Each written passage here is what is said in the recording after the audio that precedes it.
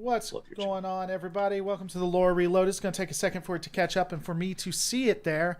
I want to thank everybody for showing up who isn't watching the Super Bowl, because I know all of you guys are super, super huge fans of that.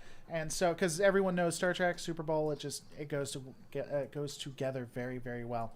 Of course, we are rewriting Enterprise as we always do. I have the one and only Lore Runner here. You can check him out at lorerunner.com. How you doing, good sir? You having a good day? Well, I didn't finish the animation. You can go ahead and blame me for it. It's cool. Oh, no, don't worry. So for those who are interested, we will be doing an animation in just a second. I've already got it queued up and everything like that. It's ready to go. It's right there. It's amazing. Because if you guys remember, someone got on to me and said, no, Reloaded, no, sir.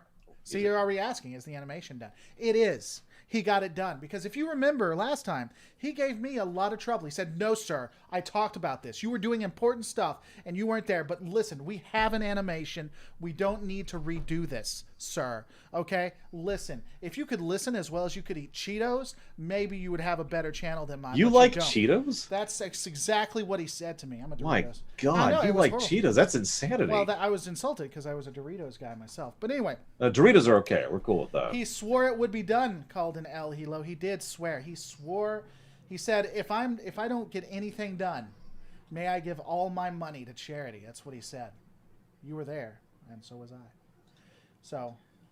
You know what's really funny is I have been not exercising and not taking breaks this entire week to work on this stupid animation. I'm about 2 minutes in, for anybody actually curious. It's about a 5-minute video, and you know how the problem, if I could talk about this briefly, the problem is I can't just animate the files that are already there because I have to decide the files. So I've had to be like, okay, well, who's Archer?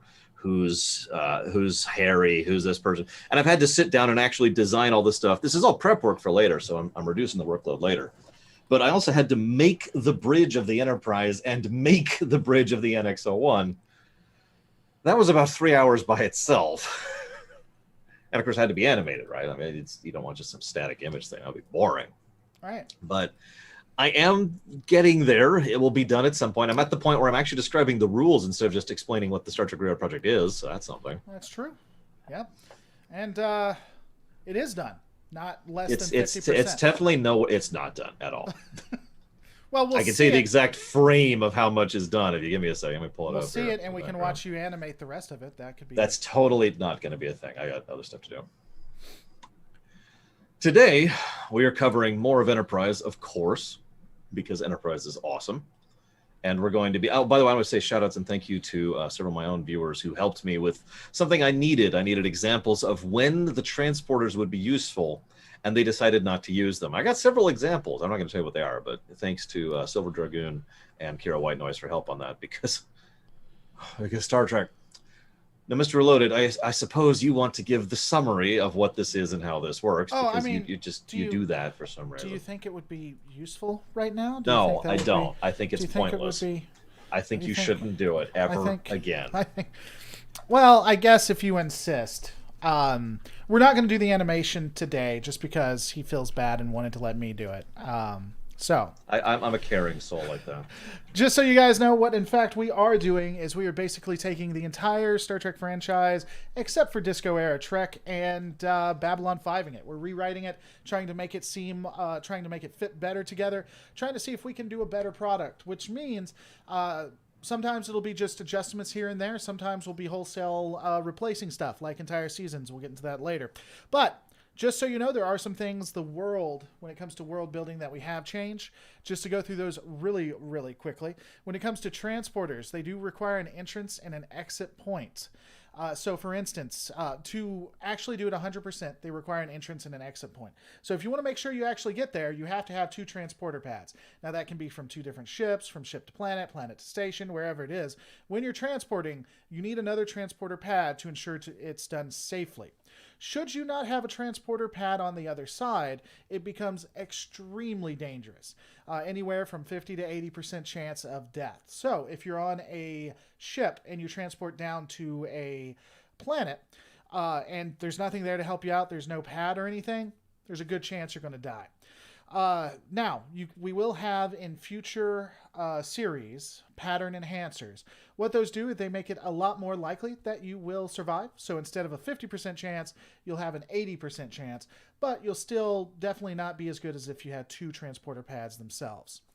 Universal translators don't instantly work. You don't instantly know what's going on. It does take time for the translator to interact with whatever species you are. It is pre-programmed with known races. The Prime Directive is the TOS version, which means it's pragmatic. It means that it's actually meant to help people. It's not something set on high. Replicators can't replicate certain things. I know we were supposed to talk about something and we didn't, so we'll probably be doing that next time. For right now, replicators generally are used to make like ships or different objects. Generally, they're used as like nanites. Foodstuffs are actually stored on the ship themselves. They don't replicate food. So food is not made out of your excrement. Disco Era Trek fans will know what that means. Holodecks have the same power source as the ship itself. Screw off Voyager. Klingon honor is based on undiscovered country. Basically, if you're doing something, as long as you're doing it the best you can and you try to make advancements towards it, you bring honor to your house and to the Klingons. So you could be a janitor who is a Klingon, and if you find the most efficient way to clean a ship, you've brought honor to the Klingon Empire. You don't have to be a warrior. Consoles don't explode. The actual area explodes. There are no rocks, unfortunately. Time travel does not exist in the 22nd, 23rd, or 24th century. Now, what does this mean? Because it's important. It's going to be coming up in Cold Front. What this means is that there are eras where time travel does exist. You just can't do it with a Constitution class or Bird of Burrell class Klingon ship in the 22nd century or 23rd century. And 24th century, you can't have some special tech to do it either. That technology was created past that, so you're not going to see it here unless those eras interact with here specifically. Was there anything in your animation that I missed that needs to be addressed, good sir? All of the jokes and comedy. There's no jokes or comedy. No, it's total crap. Okay, in all seriousness, I'm kind of happy with it, but we will see what you all think when we get there. They're going to love it. We're going to see it in about 3 or 4 minutes, right? You're about to. By the way, Lisa Garrison, I'm animating it in Premiere. I do all the audio editing in Audacity, and I do all the visual editing, in Corel. But the actual animation is being done just in Premiere. As you do. I mean, it's what I know, and I know how to do what I need and what I want to get done, so it just kind of works for me. Well, use the most easiest and basic software that's required. You don't have to get fancy with it. That's what I say, at least, in my opinion. Well, hopefully it'll turn out good. I hope. I'm sure it's going to be great. It's going to be awesome. It's just a but shame what I need to do today. So let's talk about Fortunate Son, which we have very little to talk about, really, if we're being honest. Well, in fact, if you want to just jump on that. So, when you say there's very little to talk about, we're effectively going to be enhancing or focusing more on specific. One second, sorry guys. On specific parts of was it Fortunate? What was it? Hold on. Fortunate Son is the name of the episode, but I don't remember the name of the show. Is that the name of the episode? I thought it was Fortune's Son. No, it's Fortunate Son. Okay, well then I need to change something, good sir. So basically the focus, man, we've talked about the other one so much that I forgot almost everything. Yeah, I know, right? It's like, what's happened to that other one? I mean, that's so for those you don't remember, that's the one where there's like this freighter, and they get attacked by Nausicaan pirates. Archer's an idiot. I hate the episode. Okay. Sorry, spoilers. So Unfortunate Son, a freighter has come under attack by Nausicans, and the Enterprise is dispatched to help them out. First, we don't know what's going on. We know they were attacked, but we don't know by who. We find out the Nausicans are later. There's a couple of things in the episode that we'd probably eject. A lot of it is not that we eject, but a lot of the episode is, hey, look, one of our crewmates was in space, and so. Basically, in my opinion, that episode should more focus on how Archer and Starfleet think that ships of that nature, cargo ships, should be falling under certain guidelines. They should be doing it the Starfleet way. And those ships, the people who've done this forever and never had help, still technically don't have help, don't necessarily agree with that. By the way, Christy, thanks for supporting the channel. It is very much appreciated. So, effectively, here's the way that I would write it. And really, it goes along with it. It just focuses on key aspects. So they receive... We see the teaser. I like the way the teaser happened. You have a freighter that comes under attack, and then you have it cut off from there. It then starts with Archer being told that he's going to have to backtrack a little bit in order to help out this freighter. They arrive, and almost instantly, I would have hostility there between the two. So the crew, we could still keep it with the executive officer, not really wanting the help of Starfleet, and Archer almost insisting to a fault. And you'd effectively have two different opinions here, where Archer is saying, well, you know, Starfleet is starting to expand. We're starting to be able to be out here, and you are a representative of humanity. So you need to go ahead and, you know, start listening, start being a good representative for humanity. And then you have the crew who's like, you're only out here when it benefits you. Yeah, you came out here to help us, but you're not generally out here. You weren't even here to help us when we were attacked. If we have to defend ourselves, why should we go by your rules? And you have that go back and forth. And feel free to jump in when you want, Lore. But that would be the two emphasi, as they say. Those would be the two things that I have an emphasis on. I also like towards the ending where... After everything, the freighter captain doesn't listen. He goes off to, you know, do his own form of justice. And Archer shows up, and the Nausicaans say, well, this is 3 versus 1. And Archer, I think this was with the best part of it. I really like this with Archer. Archer's like, have you looked at our ship? It's state of the art, and there's going to be a lot more of them coming out. Do you really want to start this fight? I did like that piece. I don't know. What do you think, Runner? Where would you go? Sorry, I'm still typing up notes for the other episode, but I am paying attention, and I agree completely. That is a good scene, first of all. But second of all, I like the idea that Archer doesn't solve this one. Frankly, I kind of want Travis to solve this one. I want Travis to be the one who has the frontier justice approach to it. Let me explain what I mean by that. I'm saying that wrong. I want you to imagine that you're in an old West town, and someone's like, well, I got my pistol, so what you gonna do about it? And Travis would be the person who says, yeah, you got your pistol. You got that, right? And for the next, I don't know what's going on with my accent, sorry. But as, you know, you've got your pistol, and you can do whatever you want with it right now. But that's only going to help you right now, because I'm just the first person that the government has sent. They're going to send 3 people after me, and 10 people after them, and 50 people after them. And eventually you are no longer going to be able to do anything with that pistol. And I want that approach and attitude. And I want Travis to be the front runner of that, because I like the idea that recognizing this would help distinguish him from the other people on the, I forget the name of the ship, and the people on the horizon, his family, because Travis recognizes that the era has ended. What's the name of the episode? Horizon? No, the name of the episode we're reviewing. Oh, Fortunate Son. What do you think the name of the ship is minus Sun? Let's see. It's probably the Stupid Episode I Hate is the name of the episode. Is the name of the I'm just saying it's in the title, which was kind of fun. Okay. So the Fortunate. So the difference, though, and this could be a contrast and help be a part of his characters. The people on the Fortunate, the people on the Horizon, they're still clinging. Travis has accepted it. He realizes that this is the winds of change, this particular winds of change. He realizes things are shuffling forward, and that's how he lays it down for the Nausicaans. Like, this is not cool. Right. One thing to notice with Calden El Hello says we have to remember that Starfleet is basically one ship. Starfleet is a lot more expansive than that, but they only have one ship that can really do anything for the moment. Mm-hmm. So, and I do want to emphasize that point in this episode. I think this is a good time to mention that they still have their one carrier, right? Right. In the Pacific Ocean, they still have the one real modern, no really ship. And that is part of the problem. That would be part of the early dilemma, is because the Enterprise can't just fix everything for everyone. They could stop these pirates. This is why this is a dilemma in the episode, why Travis comes to the solution he does. Because the NX-01 could just walk up and blow those Nausicaans out of the water, but now what? Right. There's a lot of other freight and a lot of other people, and I mean, you can't just spend your one ship on shipment duty. It doesn't work that way, right?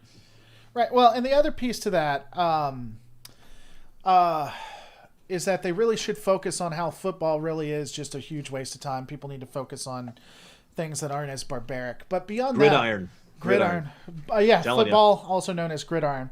I agree. I like the dilemma and the argument that comes from when initially Archer, he could be talking to Travis or Travis and the other person or just the other person, where he says, you really got to start being better representatives.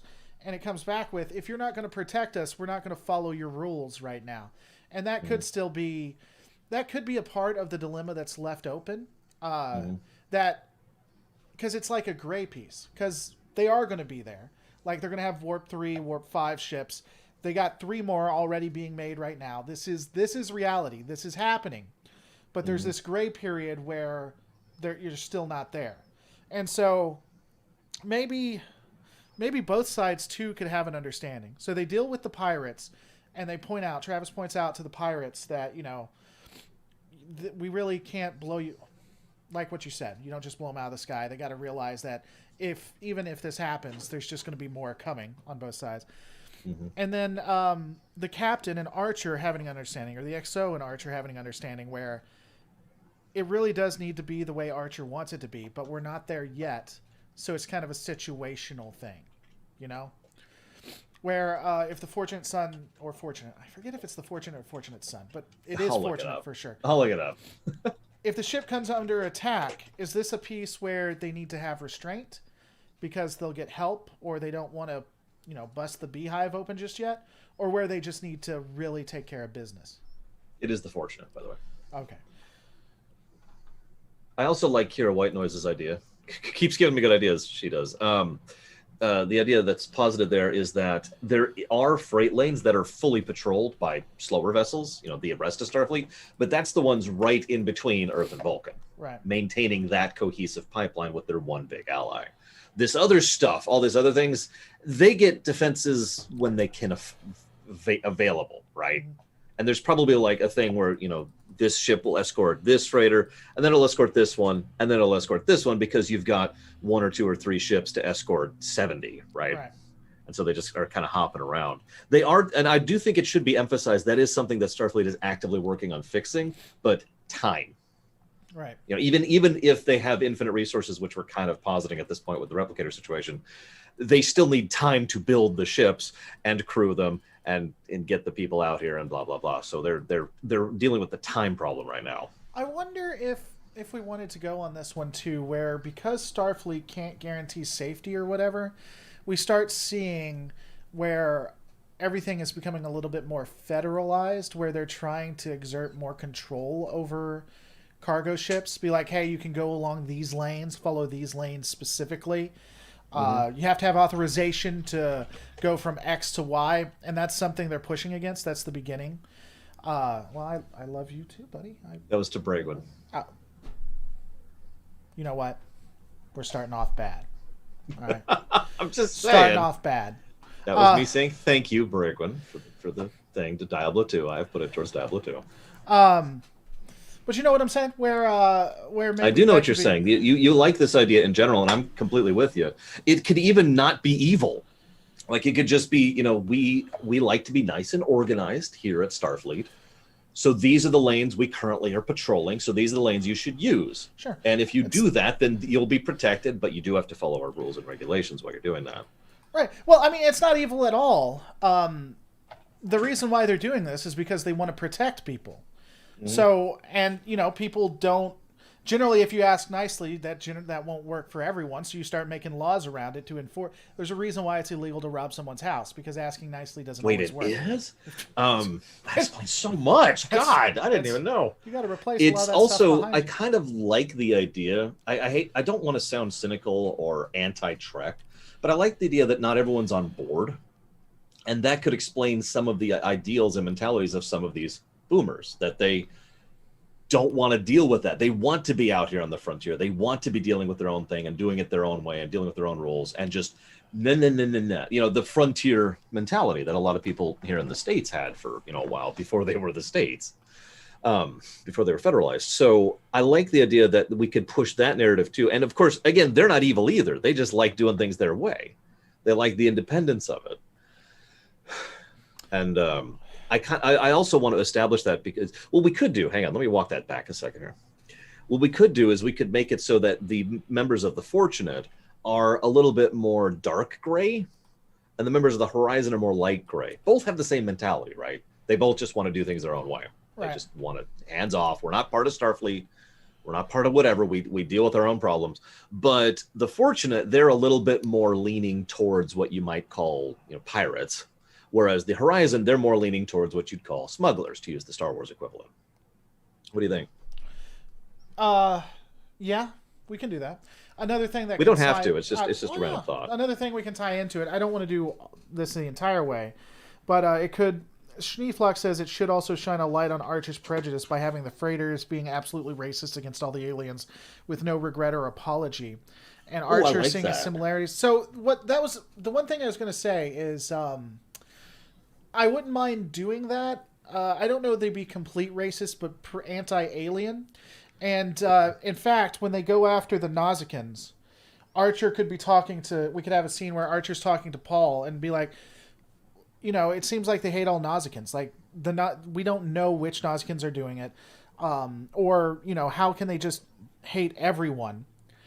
And have to Paul subtly bring up his hatred of Vulcans. I like the idea, but I want to structure it a little differently. What I would do is I would have him almost casually, like in that way that he doesn't realize what he's saying, be like, yeah, I mean, they just want to take out the Nazicans. I don't exactly blame him on that. But then immediately after that, he says, it's a bit of a pity that they can't see beyond their prejudice. Total oblivious, right? Like he himself shows some of that anti-Nazican prejudice without realizing he's showing it.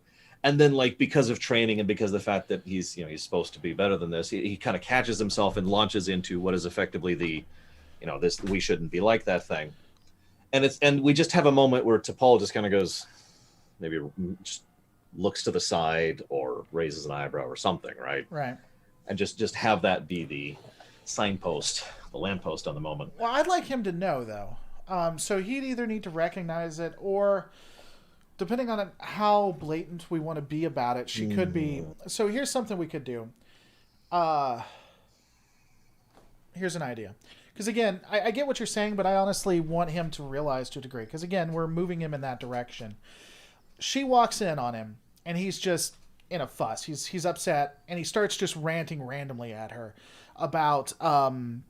the Nazicans or I can't believe how much they hate the Nazicans. They're going out of their way. They're putting themselves in danger.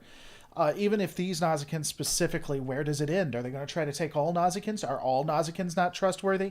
And then after his rant, he stops for a second. They could even have a back and forth. Then he stops for a second. He looks at her. He's like, I'm sorry, why did you come in here? And she hands him a pad and she says, you've received, or your most recent report that you're sending to the human faction that is trying to do Earth. Probably just call it Starfleet Command, I think. Yeah. Well, that's it is kind of the upper echelons. Well, that's what she says. No, let's do so this. She actually calls it your faction then? No. That's what she's... No. Here's what she does. She says the most recent orders from Starfleet Command. He takes it, he looks at it, and it's from his faction within Starfleet Command, and it's anti-Vulcan stuff, like movements to get the Earth away. And so it again would kind of lead back to what he's saying, not all Vulcans or whatever, but in it is a list talking about how Vulcans just carte blanche. You see what I'm saying? Yeah, I get you. And we could have, and imagine a really nice close up, and Bakula's like, he's up here in the camera, and he's looking down, and he's just kind of like as it's occurring to him as he's looking at the pad. And then you have T'Pol speak up and be like, "Is there anything else, sir?" Because she's obviously read it, but she's not going to. Yeah. No, that'll be all, Commander. But you see it on his face where he's... Yeah, he's obviously bothered by this. Right. I like that. Let's do that. Sequel? How do you say that name? Is that an O? On your side or mine? Your chat, though. Your side, your chat. Solely Alone Media. Oh, it's an O, okay. Yeah, I like the idea. System. I like the idea that there's Nausicaan tech on the Fortunate. Don't even have to call attention to it. Just have bits of obviously non-human tech on the bridge, or maybe... on the guns on the ship clearly look like they're a different metal entirely, like they've been bolted on, stuff like that. You could even, that's where you could, by the way, we're lore uncles now, I guess, better than lore daddies.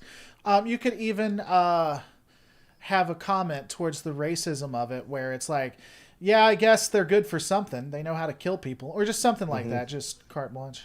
At least they make decent weapons. Yeah. Something really casual like that. There was a scene where I thought T'Pol was about to get captured. I don't know if you remember how long ago, but she's sitting there with her scanner or whatever, and she finds something weird, and she turns around, looks at that guy, and he's just staring her down. It had been a while since I had seen that episode, so I was like, man, does she get captured in this? Yeah, no, I actually thought that was going to happen too when I was going back through that was a pretty year. menacing scene. I was like, wow, because I just didn't remember it at all. Yeah. No, I do have to say, though, one thing I would probably either restructure or delete entirely is having the freighter attack the NX-01, which is stupid, succeed in this attack, which is even stupider, and then have it seem like it's a big deal that they've disabled their engines, which is even stupider. Right. I would really like to just completely eject that whole thing if we can. Replace it with more of the character stuff with Archer, or maybe the world building. We've got plenty of other material to flesh that out, and if we wanted to. Yeah, I mean, the way I'd fix that is I would have, when they get captured or caught in that cargo bay or whatever, it started out and meant to be a trap and meant to take a while to get taken care of. So they detach from it, and the Enterprise can follow the freighter if it wants to, but they won't survive if they do. And it's going to take a good minute to get them out of the cargo bay. Hear me out. Slightly different take on that. Hear me out for a second. So imagine, the Fortunate does the trap. It's pathetic, I have right? Pictures. Yeah, go ahead. There's a trap. It's pathetic. It does. They solve it in seconds. Tucker's just like, yeah, no, I had that fixed in a moment there. You're moving on my end, by the way. I'm not on their end, though. It's something on my side. Keep going. As I say, double checking my OBS. Yeah, we're both moving on my end. So the trap is pathetic and terrible. And Archer's like, well, let's go straight to warp. And that's when someone, and I'm not sure who would be best. I kind of like the idea of Hoshi being the one to bring this up. It could be Travis. But someone brings up the idea, should we? And that could then lead to a big debate scene. We could even have it be on the bridge. As they're sitting there, like Archer, I like the idea that Archer's just jumping at the bit to go after and just pummel these bastards who attacked his ship, even ineffectually as they did. And everyone else is like, well, hang on. And this is when the actual real dilemma comes in. Does Starfleet, which they are agents of, have the actual right and political capital to dictate what random freighter people do who are arguably not a part of Starfleet, who've actually rejected Starfleet? And this could then be part of what they decide. It's like, well, should we? Not can we? We're not disabled. We're not needed. No, should we go after them? And what could finally end up causing them to go after them is the simple fact they're probably going to lose this fight if we don't. For no other reason, we should get involved. Just because, if someone sent out a distress signal, we'd respond to it. Right. And well, they could come up, and it could come up, even if they win that fight. What about the next? It brings it back in. It's like, well, what about the next one? They'll be better prepared for the next. This is only going to escalate things. Yeah. So we should, yeah. And again, I like the idea that Travis is the one who pushes that idea, because then when they actually go and encounter the Nazcans, Travis then has the solution ready. The more people are coming solution. Yeah, and he could come up with the. It could be a part of. What's the one I'm looking for? They could bring up the Horizon. Instead, he could be like, well, yeah, if they win that, but what about the Horizon? The Horizon's not going to be... yeah. Because he could point out, this might escalate, and the Horizon's not going to be prepared. The Horizon has no idea what's happening here. So even if they take care of themselves, the Horizon might not be. He doesn't have to say Horizon that many times, but he should at least name drop it, because it's obvious he's worried about his family. See, now that you said that, I'm going to insist that it be 6 times. That's insanity, and also literally, objectively bad writing. But I'm a Trek writer, so I'm okay with that. That's fair. That's fair. We've got to have bad writing in our Trek. It's part of the rules. But yeah, and then this is just to make it work for everyone else. You're absolutely right. I like what Federation Builder says in my chat too. That Reed would be all for just let's go, let's stop them. We are the military. We're here to help people and defend people against pirates. Done. There's no argument as far as Reed's concerned, right? Let's just go do this. Wasn't he, not that I'm against that, but wasn't he the one saying we're not a military? Wasn't that a part of his arc? I have no memory of that, but I'm only in season 2. At the end of season 2. So when's the Borg episode? Borg is very, very late season 2. Okay, I don't know if it's the Borg episode, but when he creates the shielding, the force fields, he starts talking, or maybe when the Makos come on. Maybe it's when the Makos. Terrible episode. You're thinking of the Makos. Now that I'm thinking it, you're thinking of the Makos, which is season 3, because he's all upset about that. But it's not that he's anti-military; it's that he's anti-infantry because he's a Navyman. It may not be him, but there was someone who says. Well, then there might be someone else who is clearly anti. It's fine. I think that's Archer, actually. Now that you're saying that, Well, Archer brought on the Makos, so that wouldn't make much. I don't know. Sure. Anyway, we can rewrite that. That's the great thing about what we're doing. But I'm just saying. Yeah, we have that power. I still stand. I mean, Reed is a military man. He comes across in every way as a military man, and not in a bad way. He's a proper British military kind of person. And I like the idea that he is pro gung-ho, let's go defeat them, in a let's defend the civilians mentality, in a that's our freaking job mentality, right? Let's go save them. I like Khaldun's idea that Hoshi would be against it because it's Hoshi. She's the diplomat. She's the communicative one. She's the one who thinks there should be a way to talk through this. Travis, of course, would be against it for the reasons we already talked about. I like the idea that T'Pol doesn't take a side. I like the idea that she's just back there in the back, just watching the debate. Right. And if we wanted to add her at all, someone could be like, T'Pol, any thoughts on this? And she's like, I've actually seen this debate before, although it was different species at the time. And just have that line there to kind of imply, they could also, they could only add, do you know how did it end? Someone might ask, because that'd be the natural question. And then she just pauses and says, we're still seeing that, or that has yet to be determined. Yeah, still developing. that is still a developing situation. In progress. Yeah. And then that could be the end of it. But no, yeah, I'm with that. So then they go. Travis talks them down. The Nausicaans decide to back off of at least Earth stuff. And if we want to, we could have this be a thread for future stuff, because there's future Orion pirate stuff and Nausicaan pirate stuff. We could have the pirates in general, like as an aggregate, start to leave Starfleet stuff a little bit more alone. And that causes issues for other nations, other spacefaring powers, which leads to some of the other episodes, like the episode, do you remember the one where it's in season 2, where they're super policey because they have tons and tons of corruption in their government, and Archer and Tucker accidentally get arrested? That could be a consequence of this. Are they put into a prison? Yeah. They put in the prison ship. Oh, is it ship? It's not the one where. No. I know the one you're talking about. That's the people who are super anti-Xindi. Yeah. The concentration camp thing. Right. We could tie that one in as well. There's also the episode where the Klingon Marauders. It's the frickin'. We should actually check that up sometime. But yeah, no, the second one's the one with Dean's talk about.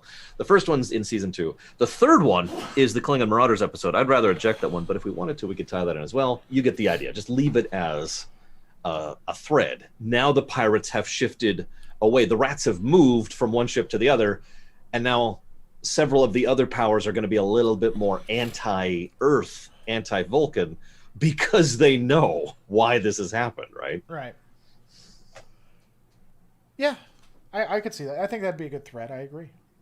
Let me jot that down while thinking about it. There's actually a rewrite sheet that I have that you. There is. I have lots of notes on it, like paragraphs of notes here, because this is what I'm using to design the animations. So the only thing we could do too is have the Orion Stone instantly leave. Maybe that opens up a power vacuum so we can play with those episodes. But they ultimately leave as well, and it just comes down to. The United Earth is getting its stuff together, so it's actually starting to patrol its borders. It's not even anything nefarious. It's just that they're becoming a power, which, again, is creating an exodus of pirates and stuff, which creates an issue. The Old West, again. Right. Pushing out the boundaries, which pushed in the FBI and pushed in the police and pushed out the random people with masks over their face, not those people. Now, Federation Builder did bring up a good point. What if Daniel's period... I would modify it a little bit, but what if Daniels periodically stands nearby during important decision conversations for various reasons? I would want, and I don't know, I feel like we brought this up, but I would like and want to have Daniel show up throughout the various episodes up until next episode, if we're going to have him always having been there. Now I know where we're going on that episode, so we can talk about it then. But if he's going to be a part of the crew, if we're going to present him as a part of the crew, then he probably should have had a minor role going throughout. So I like the idea, but what if I was going to do that? I would do that starting the next episode going forwards. I would have him completely absent prior to here. He'd be gone, though. And you know why. But no, I think, wouldn't he be gone at the end of next episode? Not necessarily. Well, we'd have to. It depends on if we're ever going to use him, is really the question. Yeah. Okay. Well, I mean, we can talk about it when we get to that then, I guess. Is there anything else on Fortunate Son? I think that's everything. Doing well, Ariel. Hope you're doing well today. All right, so I guess then we'll move to Cold Front, where a lot of the reason why we were 30 minutes late. Oh, God. Cold Front. We can't even tell you all of Cold Front. All right, so... Do you mind if I just jump onto this one? Yeah, the only thing... I'll let you jump. But the only thing I'll say is that everything leading up to... Honestly, the way this feels like... Everything... Fortunate Son is the ending of the prologue of Enterprise. Yep. If I had to say... Everything up to Fortunate Son was prologue, and then the Cold War... Now we're off to the races. But yeah, the actual... So, for those of you who don't remember or haven't been watching it, when we rewrote the first episode, Broken Arrow, or whatever it's called, we ejected the Temporal Cold War entirely from that. Gone. No presence. And so this episode right here is actually the beginning of the Temporal Cold War.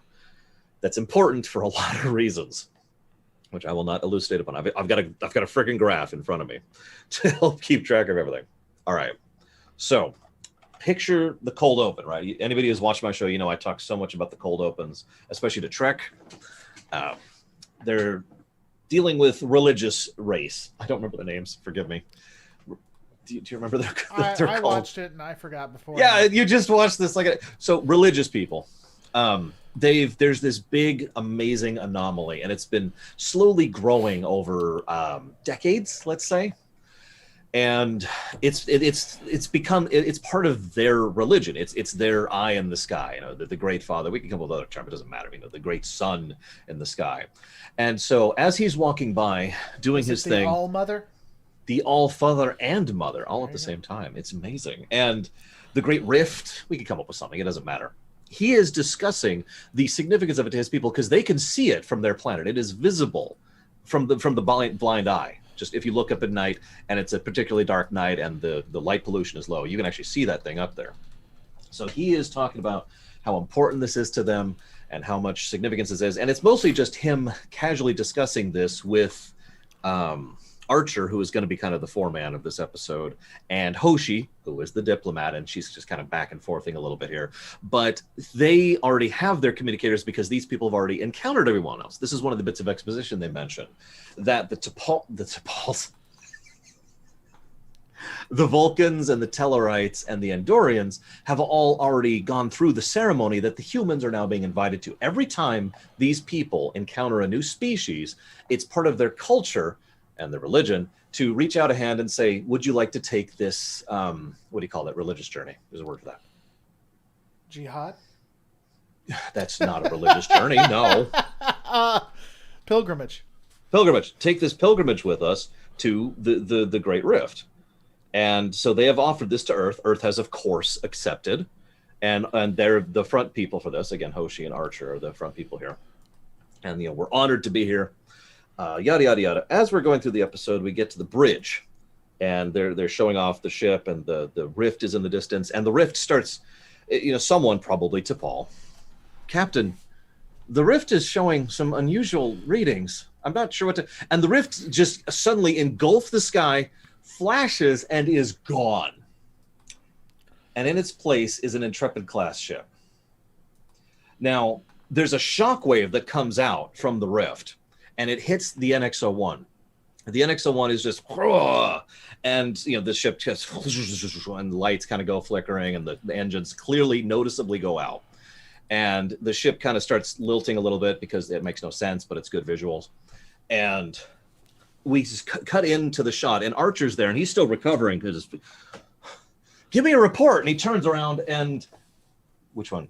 Do we decide on? We didn't because we wanted the engineer to be down. Yeah, because she's going to be down. But there's a new crew member. Should we just say it? Yeah, I mean, we could have a 7 of 9 if we wanted to be. No, she has stuff on. So no. She's going to be busy on this one. So Harry Kim is present in the background at a station, like in Enterprise uniform, ready to go, as if he'd always been there. Then cut to the opening crawl, right? Right. So Act 1 of this is going to be a little bit frenetic, and I'm not going to tell you all of it because not all of it's actually in the episode. What's going to happen is Archer is obviously going to notice this new crew member that he doesn't recognize and is just a little bit confused by, like, but he's in the middle of a crisis moment. There's a lot going on, so he's just kind of, give me a report. What's going on? The engines aren't moving. And it turns out that the Intrepid ship I mentioned before is on a direct collision course with the NX-01. It's going to smash right into it and crush it like an egg. So what do we do about this? Then we're going to have, it's going to be really quickly edited, really quickly chopped, because we're going to jump before, and I trust, I don't know where you are on, you're above me here. Where are you at in your screen? Your left, I think. So you'd be up, nope, you're up there. Yeah, there you go. There we go. I trust his thoughts on specific cinematography, but I like the idea of lots of moving shots, lots of moving camera. Everyone's running around trying to deal with this. And in almost every one of these shots, there's at least one Voyager crew member who's in the background who is basically not going with the flow and frantically working. Right.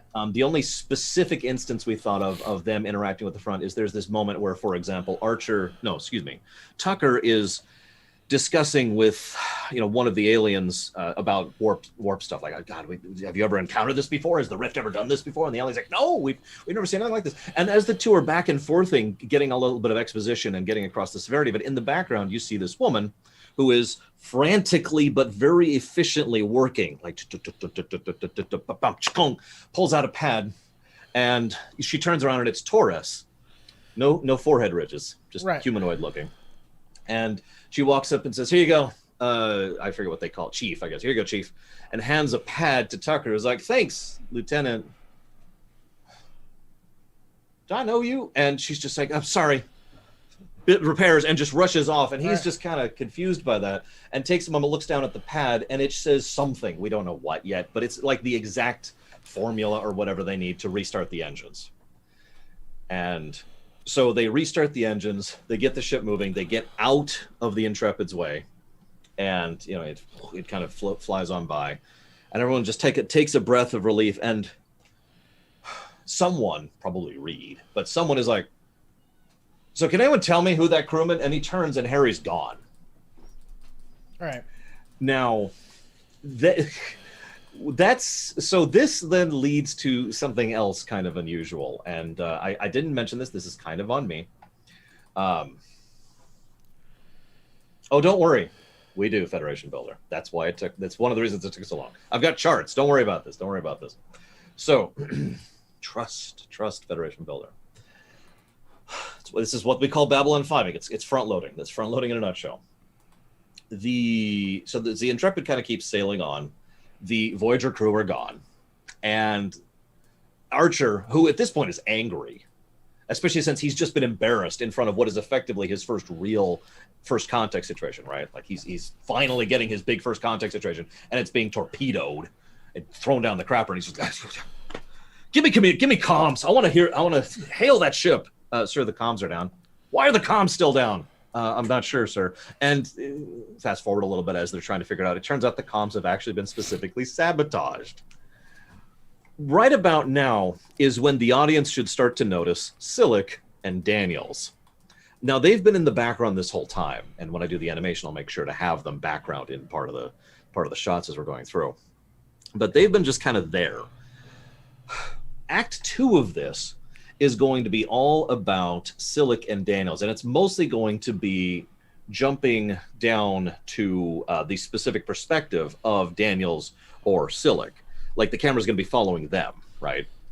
And as they're going through, they're trying to figure out, the audience should be trying to figure out who is doing what and why. There should be a scene with Silic where he actually calls in to his contact. There's been an incident. The ship was almost destroyed. Did you know this was going to happen?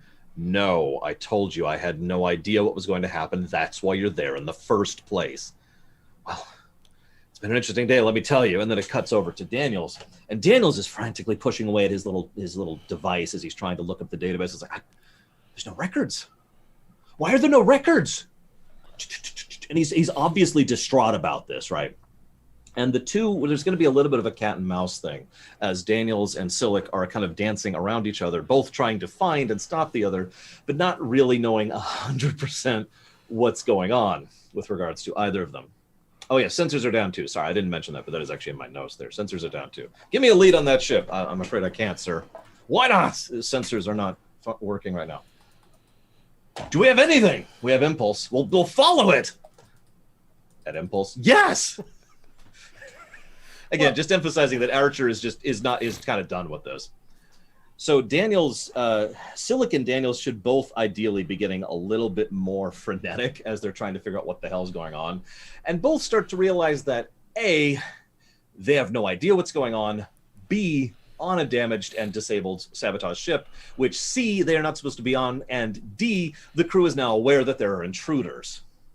And so they're not just dodging each other, they're dodging the crew. Eventually they are, of course, caught. Probably Daniels specifically is the first one who's actually caught. And this leads to Daniels. Archer is just, crewman, you're going to tell me everything I want to know, or so help me. Daniels is like, okay. So I'm from the future. He's like, first you got to promise not to be mad. Yeah, promise not to be mad. This has been a bad day for me too. I'm from the future. What? I'm from the, I forget the date, but, I'm from X date. And I'm here to observe the historic moment of time travel's inception. What? Listen, we have extensive, you have to understand, we have extensive records, and we have the ability to scan things throughout the bubble. And don't explain what the bubble is, by the way. And we have no records of what's happening, or we had to send someone back, but we could only send someone back so far. What? Okay. I'm here trying to find, there's another person. I've been trying to dodge around them. I think they might be the one who sabotaged you. Now, Daniels is lying about this, but really he's also just kind of playing it by ear because he really doesn't know what's going on. So there's someone else on the ship. I've already encountered him a few times. I think he is also from the future. He might be the one who sabotaged you. Okay, well, let's find him. This leads to what is arguably the bulk of the episode in terms of time. So there's going to be several scenes in succession. Now, are we ever going to explain why it happens, though, first? Which thing? The various scenes that they're about to go through? Hold on. Give me one quick second. Hold on. Yeah, I want to make sure I had to mute on both sides for a second. Both sides can hear me. So, yeah, did we ever explain how that's going to happen? You're not muted on my end, by the way. I know, and I'm not muted for them either. I just wanted to make sure. Okay, so... Yes, I wouldn't explain it here. This is way too early to explain that. Okay. I think this should be more just kind of, Okay. This is the establisher episode. This is the first domino. Sure. So we'll explain it at a later point, but they at least have to acknowledge why this is happening, and then just they don't know, and then we can explain it later for sure. I like the idea that Daniels basically just starts guessing wildly, and we could come up with several random guesses of why this is happening because he is literally just right. So as Daniels and Archer are going through the ship looking for Silic, they go through a few specific things. One of the things is, do you want to handle the corridor with the symbol on the wall? Do you want to handle that scene? So what effectively would be happening is they would leave the bridge and go to another area to try to find using the sensors, and even the advanced sensors. Maybe even we have the advanced 28th century sensors not working for whatever reason. And they can't explain why. They don't know what's going on. And then as they're going through the ship, they start realizing that they're at different points in time, that the ship, various parts of the ship are in flux. And so it appears like they're not in their specific moment, depending on what part of the ship they are. And so one of the things we were thinking that would happen, and this would be where Daniels realizes that his day is going to be a lot worse than he expected for it to be. So you have them walk into what is a meeting room or the briefing room, and they're looking out the window. So they both walk in like this. They're both staring outside of the window, looking at it specifically. And there's nothing there. It's just stars. And so there was Both of them pause. Both of them seem confused. And Archer even says, where's the nebula? Where this doesn't seem right. One little change I'll have, and then you can tell me if you like it, or we can go back to what we did. So when he says that, Daniels looks over at him, but he's still staring out. And when Daniels looks over, his eyes widen. And so he probably looks up and to the left for just a flick of the eye. Up and to the left, and he looks over in the direction of Archer, and his eyes just widen. And so he completely faces Archer and has Archer face him. He says, something seems really weird. I don't know exactly what's going on, but this is definitely not where we need to be. This is not going to be the area. And so he actually, in something that is going to look awkward too, brings his arm over to put it around Archer. He's like, let's just get out of here. And as they're both walking out, they'll both walk out, but the camera will stay. So when they turn to face each other, you'll see Daniel's back, and you'll see over the shoulder shot like you do with Archer. And then they both turn, and as they both walk out, you'll then see a UFP symbol right there, like the emblem for the United Federation of Planets. Now, Archer will never see it, but that's the point, is that Daniels was going out his way to hide that. He noticed that. And so that would be the first clue that something's amiss, too. I guess I gave it away, but that'd be the first clue. Now, we've got a few others in mind. We don't have an exact order. I like the idea that we do the humorous one next. So they're in the turbo lift, right? Yeah. And they're just... Door opens. Borg. Daniels immediately, and with no hesitation, just immediately reaches up, closes the turbo lift again, and the turbo keeps like, wrong floor. It's the in the Borg. We could even have like the Borg look up or whatever interest, or just have just a quick, huh? And then that's it. It just goes up. And then there's nope, wrong floor, and then they keep moving. We also need to have. So I'll handle this with the Tholian one if you don't mind. Sure. So they go into the a room. It doesn't matter where, but they have to actually this, because the bridge is going to be the T'Pol one. That should be the last and one. The next yeah, one. I agree. That should be dead last. The mission one should probably be second to last. I'm thinking where the plaque, Yeah. So okay, so yeah, this one would be next. I'm right. So I'm not sure where the Tholian thing would be, but they would be going through some area. I think it should be. If I can just give my idea, I think they should arrive in an like where they're loading torpedoes. Could you lean forward just a little bit, please? Sure. Is that better for you? Yeah. Oh, you just got really quiet all of a sudden. Sure. Yeah, that happened last time. So they do it like they like where they're loading torpedoes, because we've seen that, like the area where they're loading torpedoes. It should be like a combat area. Mm-hmm. I'm with it. So yeah, there's the, and they're going through, and the place is shaking, and they hear over the comm something along the lines of, "We're a civilian station, please. This is not a military." And there's this thing, and you hear over the things. "It's gone, sir. It's been completely destroyed. Oh my God!" And the Tholians are trying to counterattack. And this whole time, Archer is just looking around like, and Daniels has just got this look on his face like, this is the worst day ever. Come on. But my people, it hasn't happened yet. Come on. And so then we go. Sorry, go ahead. The important piece to that, though, is that the dialogue and what you're hearing over the radio is there's a destruction of a starbase, a civilian starbase with the Tholians, and so it's cutting in and out because communications are having issues. But that really impacts Archer. He knows that the Tholians are related to the destruction of a civilian base that couldn't defend itself. This might actually be the first time he's ever even heard of the Tholians too, but that's going to stick with him. Right, and we were talking about this. I think we should even have some points where he's even talking about that, and Daniels is just staying quiet and either annoyed or horrified or just like, this is the worst day ever. So what I would probably do is, in the immediate follow through on that scene, they're like in the turbo lift or in a corridor, whichever works better visually. Mm-hmm. And Archer's like, "Who are the Tholians?" And Daniels just says nothing at all, complete stonewalls, just keeps walking or waiting on the turbo lift, whichever we go with. "Who are the Tholians and why are they attacking our people?" Pause. "Damn it, Daniel, shove!" And shoves him against the wall. "Yeah, I want to know exactly what's going on here." And Daniel's like, "You realize that threatening me is not going to work here, right?" Yeah. "I'm not at liberty to discuss the future with you, Captain." And Archer takes a moment. Let's go with the guy's Right. shirt. Okay. He could even bring up, he's like, I'm not going to tell you anything, and that's not going to fix the ship. So Yeah, right now we're trying to fix the ship, Captain. Can we focus on the now? right. You're telling me the now is over back there, but the now is that. No. Let's focus on the now, Captain. So the next one is, you know that in Enterprise, there's this room. Not to just one more thing. I'm sorry. The only other thing I'd say is he's like, you're worried about your crew of the future. You're worried about the people of the future when the crew of the present needs you. Could clean that up. Oh, that's a good way to.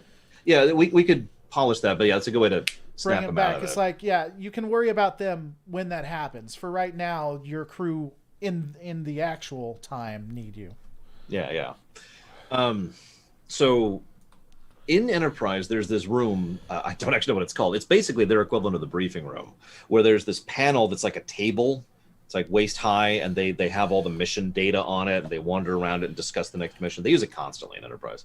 So they go into that room, and by this point, most of them are there. Most of them have this. This is probably right before they capture Sillard. This could be why they're going through all these rooms too. They're trying to find their people. They can't use their sensors or whatever, and so every room they're able to find the person of the present, and they're they have to get to Paul, Trip, and everybody together to figure out what. And this was the last place because this is where the sensors, they get them to partially work or whatever. But for whatever reason, that room has an integral part that they have to do. They have to go there first and reroute power to the such and such. Then they can go to the bridge, and once they fix it on the bridge, then it'll go out of flux or whatever. That ties and that ties in why they get onto the bridge too. Okay, so yeah, I like that. Well, again, specifics to be filled later. They go in there. Daniels is leading them in, and he. Do we want to do the wall or the one on the ground? Because both work. It's just kind of a visual. I like the wall, or just to make it. Again, this part is kind of ludicrous. I almost like the plate being inbuilt onto the desk or whatever. So like plated in. Yeah, like, so he sits on it.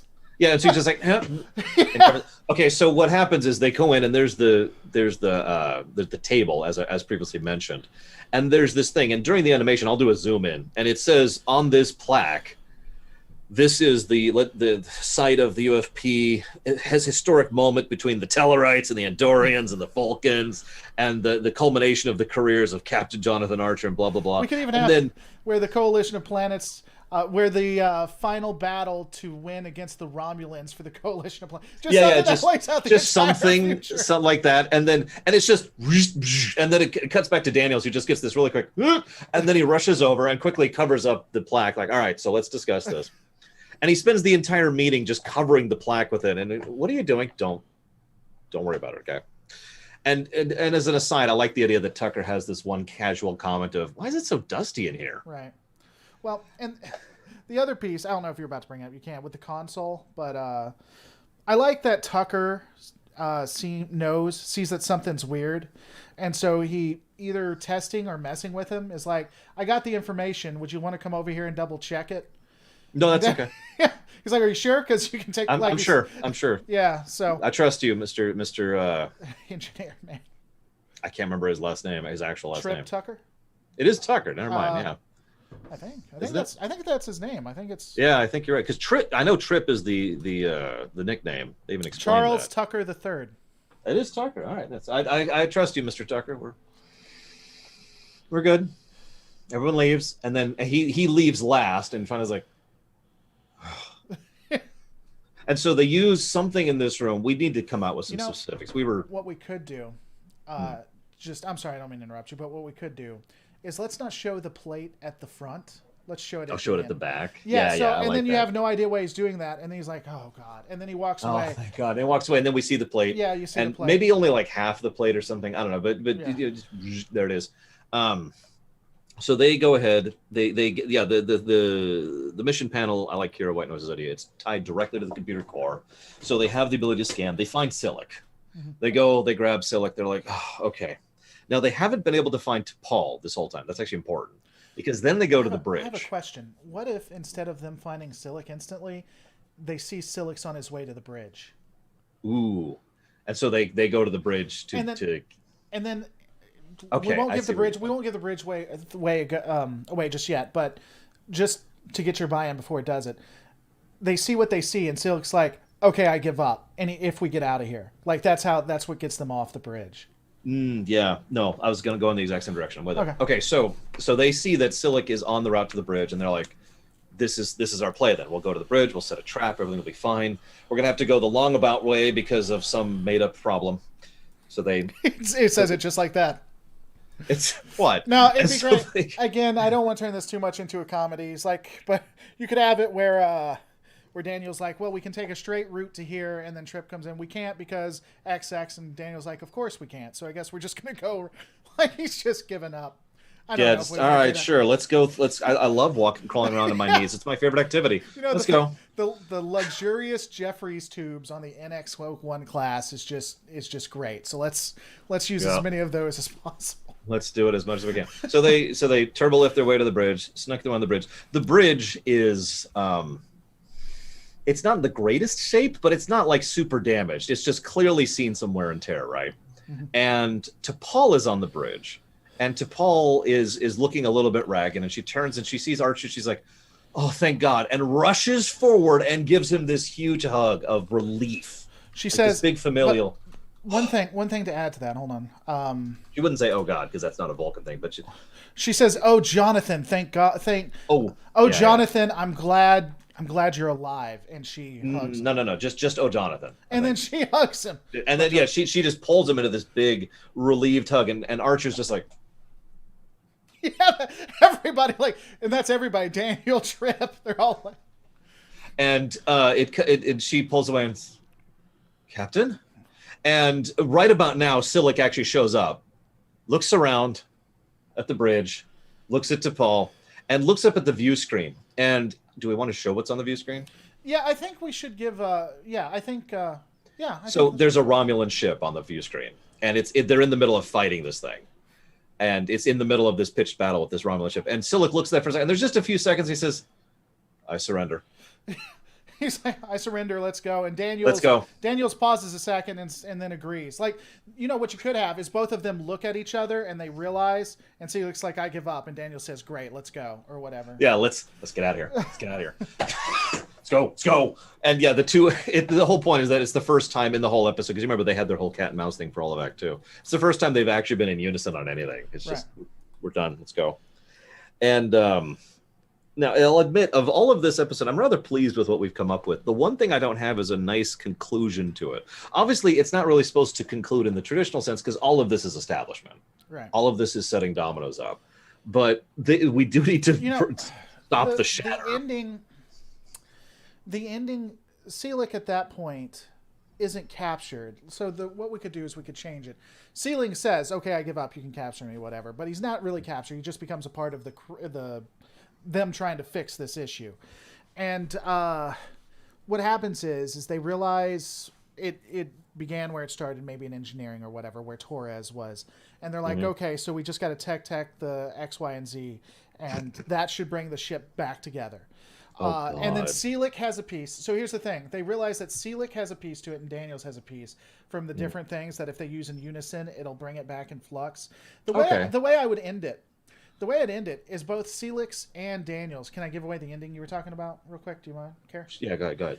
So both Selic and Daniels, they fix it, and both Selic and Daniels look at each other, and you can have one or the other. Maybe Selic, maybe Daniels say, so it was going to, well, here's what I do. I'd have Daniels say, I didn't think that it would start with us. And then Selic says, yeah, I never expected to be a part of the Cold War, to be an integral part, or see the beginning of the Cold Front, of the Cold War, of the Temporal Cold War. I had never expected to be a part of the Temporal Cold War. And then, Archer and the rest of them look surprised or whatever, and then maybe we just have them fade away. They just... No. So one last shot. What I would do is, I never expected to be there at the beginning of the Temporal Cold War, and have the ominous trumpets in the background, just kind of the low dreadful music, and then it cuts to the outside of the ship and it's starting to right itself, and way in the distance you can actually still see the Voyager over there, and it just kind of winks out, and that's actually the last shot right there. So, I mean, we'd have to explain where they went in the next episode. Well, the next episode, because you still have Daniels and Selig there, so you have to explain why. Did they stay on the ship? Did they leave the ship? Yeah, we would have to explain that, and I'm okay with that. In the next, I mean, it doesn't have to be this one. We could be in the next episode. That's a one-off. That's my point. In the next episode, we should do that. But I mean, that can be as easy as a one-off line. I can't believe they immediately left without telling us what this Cold Front War is about or whatever. Yeah. Hang on, I'm looking up what the next 2 episodes are really quick. Oh, you're going to know in advance. That's a first. It is a first. I'm just giving you a hard time. So Silent Enemy, and Dear Doctor. Okay, so we got a freebie. Yeah, because we're ejecting Dear Doctor. We're just is that where we're putting Horizon? That? We could put Horizon. Actually, yeah. Let's dump Horizon in the 13 slot instead of Dear Doctor. I'm glad we said that in advance, so I don't have to watch that. Now I just watch Horizon, so we can. We were talking about this earlier. For those of you not aware, what we're kind of doing is we're kind of smashing season 2 and 1 into season 1. Then season 2 will be season 4. Season 3 will be season 3, and season 4 will be something else we're still working on. And that's going to be the overall format, just for those of you unaware. We have thought a decent amount of this out in advance. So I forget Silent Enemy, but what we could probably do is put Horizon before Silent Enemy. And then... No, I don't, because the Enterprise is supposed to return to Jupiter. Yeah, I don't like that. I don't like that. The only reason to put Horizon is we could have the ship get damaged, and that's why it goes back. But I forget what Silent Enemy is. I'll have to rewatch it. Silent Enemy is the first time the NX-01 is outclassed. It's actually a reasonably good episode, except for the subplot, which is stupid. The subplot is, what does Reed like to eat? It's pineapple. Spoilers. I remember that because it irritated me so much. So what I would do... I would go ahead and have Silent Enemy be next, because the idea pacing-wise here is we've just had a major long-term story point. Let's have a major focused-in dilemma episode, right? A crisis moment, an action piece. And that's Silent Enemy. I would have both Silic and Daniel still on the ship for this, probably in prison. But the point is that they haven't had a chance to deal with them yet. And then all of a sudden this happens, and it's like... And they might even end up assisting them in defeating the enemy that they are vastly outclassed for, rather than just magicking up super tech out of their ass, which is what they actually do in the episode. What we could do too, though, is we could have to explain that. Again, this is getting into the next episode, so we can wait till then. But both the superiors for Daniels and the benefactor of Selig aren't communicative, and they can't return.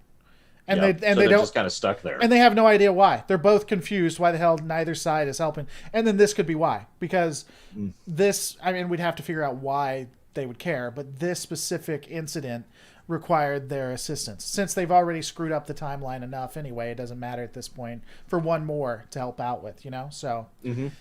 No, I'm with that completely. So that could then explain why the Enterprise gets the phase cannons, right? And yeah, Daniels and Silic help them get the phase cannons because future tech, and then they withdraw them after that, as you say. Mm-hmm. But the other cool thing here, and I'll credit Federation Builder for this idea, we could have the human doctor, who we haven't done anything with yet, admittedly, but whatever. He could die in Silent Enemy. Right. Well, Thus, we wouldn't be doing anything. Horizon, which is supposed to be a breather episode anyways, could be predominantly about Travis and the Horizon, but... instead of the frankly stupid B plot of Horizon, which was just about T'Pol and stupidity, we could have the B plot be about getting Phlox, and that could be where Phlox actually joins the crew. Right. I like it like I like the sun. So there you go. We've got that kind of mapped out a little bit. We usually don't talk about that kind of stuff on camera, but we're cool. You're cool. Well, we're right here because we're here, and we get to destroy Dear Doctor. I mean, that's a present in its own right. We're here with 70 of our best friends, so it's whatever. Only 70? Gosh. Yeah, we don't have a lot of best friends. It's okay. Everyone's watching Gridiron right now. They are. They're otherwise known as American football, the only real football. The best part is we could also eject sleeping dogs. Sorry for looking in advance, but we could eject sleeping dogs and keep Shadows of a Gem. We could. I'll have to take a look. I'm not against if you want to eject. I'm getting too far in advance. I'm sorry. Yeah, if you want to eject something, it's usually for a good reason, but I have no idea what it's about, so I'd have to. Sleeping Dogs is the first actual Klingon episode with the Klingon barbarians who are stupid. I'm sorry, I know that doesn't narrow it down as well? much. It doesn't, but aren't they Duras as well or something like that? No, that's later. He shows up in season 2. I'm okay with keeping him there, but at the same time, we should keep the episode which has Martok in it. It's not actually Martok, it's the actor. That's a good one. But... Is his name Martok? No, I can't remember his name. I looked it up at one point. It will be when we're done. His name will always have been Martok. Anyways, we should probably chop off. Unless you have anything else to add. Yeah, one quick thing. This isn't related. Just so you guys know, I do know that Star Trek Squadrons, they've released the second part. I will probably actually do that tonight as well in about an hour and 20 minutes, a little bit over that. We'll do a watch through because everybody was liking that. If you haven't seen it, you should see it. It's a fan fiction. It's made in Czechoslovakia. You can actually get the English dub now, but I think you might like it. You should watch it. I've got this intro animation to finish, so well, you can watch it in the background. What's funny is the director and the writer contacted me after that because of, you know how I do breakdowns and stuff, so they wanted to discuss my interpretation of the Admiral. Because this dude, again, we'll get off soon, but this dude, he's a captain and he gets promoted to Admiral, but he's acting like a captain, and so he doesn't make the best decisions. It's really interesting. They actually care. All that to say, they actually care. We'll be taking a look at that later. Check out Lore Runner at lorerunner.com, just so you know that website is absolutely wonderful. I did a competitor's analysis of it to see. And it was crap. I was like a negative 38 on the score. It was awful. I'm just saying, it's done impeccably. Worst website in the universe.